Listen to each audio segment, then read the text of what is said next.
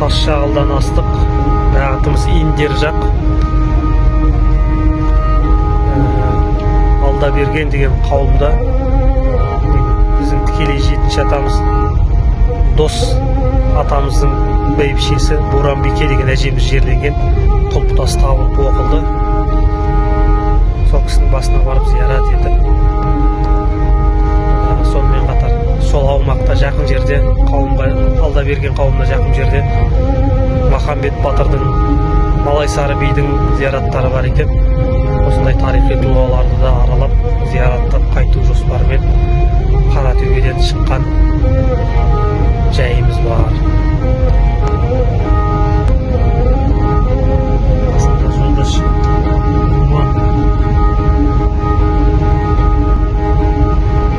жолымыз болсын. Махамбет батыр бабамыздың басына келдік. Қара қазан сарбаланың қамы үшін атқа қонып, ел үшін еңіреп өткен есіл ер батыр бабамыз. Жатқан жері жарық болсын. Жанай ағамыз бастап келе жатыр.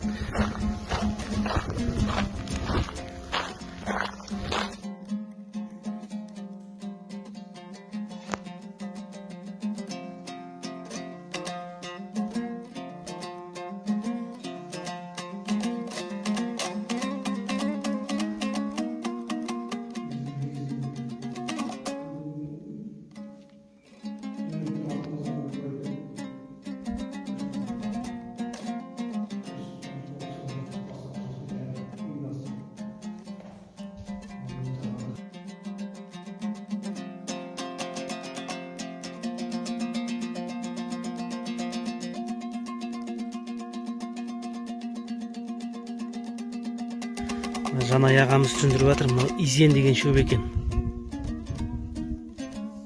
Махамбет бабамыздың қасында түскен зияраттың алдында. Ал мынау изен дедіңіз қайсы? Ебелек дегені қайсы? Ебелек деген. Ебелек деген шөп екен, қызыл шөп екен, бір адам тұрса да бірге жүру жауап екен. Сосын кестелі жусан деген. Гүлді жусан екен, мынадай. Баласы Хусейндер өмірінде 100 мың төлеген деп.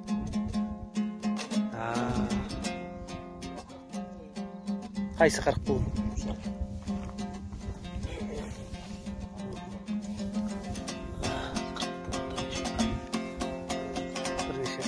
Біраз қандай жерден бірнеше шөптің атын айтты Жанай ағамыз.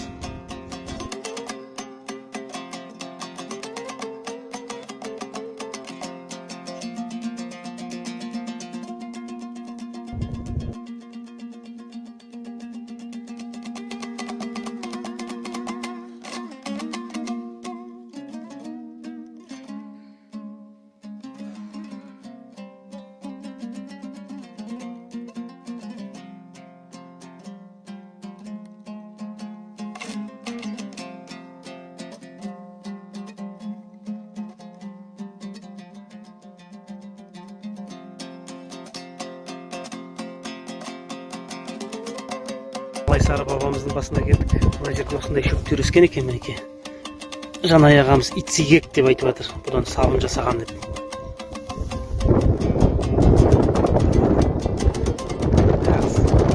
Баласы Жанай аға, табиғаттың бел баласы.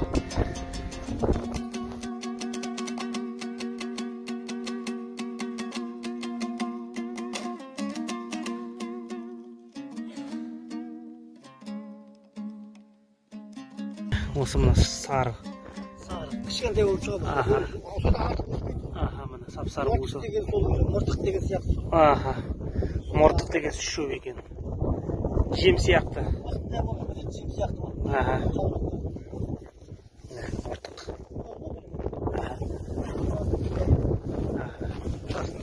Басындағы бидай.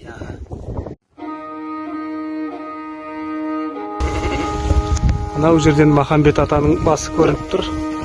Махамбет батырдың. Мына жерде Малайсары би көрініп тұр. Осы қыстақтың аты Малайсары қыстағы деп аталады. Осы жерден келіп ата-бабаларымызға арнап бір секті мінекей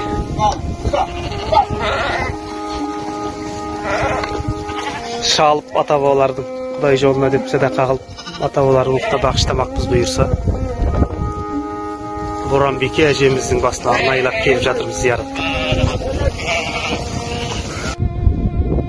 Малайсары бабаның басынан шыққан кезде оңтүстікке қарай жүріп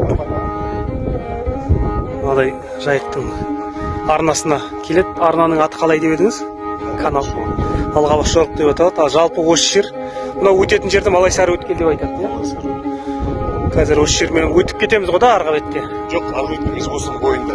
Осы каналды жағалап жүріп отырып, Бір 5 шақырымдай жер жүрген кезде Боранбике әжеміздің зиратына жетеміз бұйырса. Алда берген деген қоғам. Алда берген деген қоғам. Мына бетте мінекей. Соғып зиярат етіп кеткен Малайсары бидің зираты, Махамбет батырдың зираты сияқтарда тұр. Осындай жер екен, әжеміздің жерленген 7-ші буындағы дос атамыздың бәйбішесі Боранбике әжеміздің жерленген жері. Осы бет деген.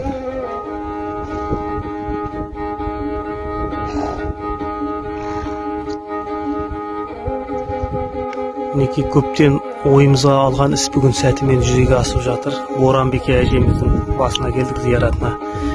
Осы соңғы күндерге дейін тікесінен тұрған құлпытас мынадай мал сүйкенді мекен құлаған екен. Біз жерде сол уақытында табылып келген екенбіз. Мына жерде осы қауымда алда берген қауымда жалғыз құлпытас, тананың құлпытас дейді.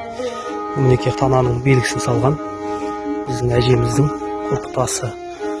Мұнда Қалқаман тана достың бәйбішесі Боранбике деп жазылған екен.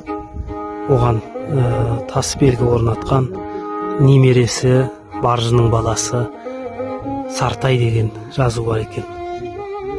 Осы жатқан әжемізге, оған белгі тас орнатқан бабаларымызға, барлық осы дос атамыздан тарайтын ұрпақтарға, марқұм болған бәріне тие берсін деп дұғамызды жасап жатырмыз. Қабыл болсын. Мінекей осындай далада жатыр екен. Махамбет батыр, Малайсары бидің жерленген қауымдар осы жерден аса қашық емес. Қауымның алдыңғы жағы осы бетте, канал ұзыннан тұрған. Бұл жерде өзге де құлпытастар бар.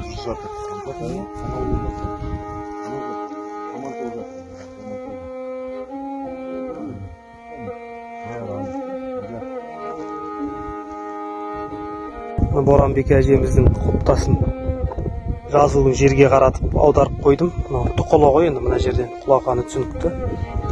Шалқасынан құлаған екен. Келешек ұрпақтарға жазуы қалсын. Иә, алдағы уақытқа сақталып қалсын деп сондай ниетпен жерге қарай аударып. Екі-үш фотоларда тікесінен тұр енді. Жер болып кеткен теп-тегіс енді. Мынау ұзыннан қасында өтіп жатқан канал. Алғабас жорық деп аталған канал екен.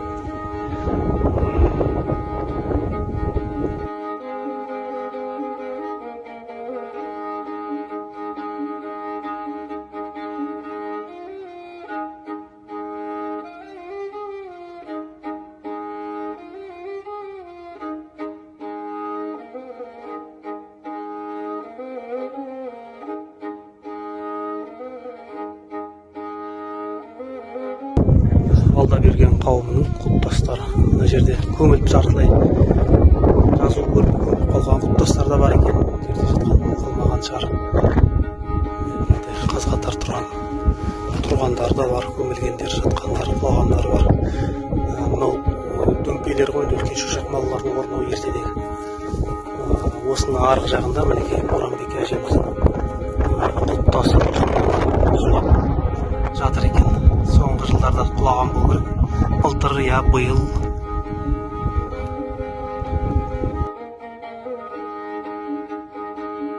Табиғат тамаша, әдемі. Тас шағылдан кері қарай, Саралжың бетіне қарай шықтық.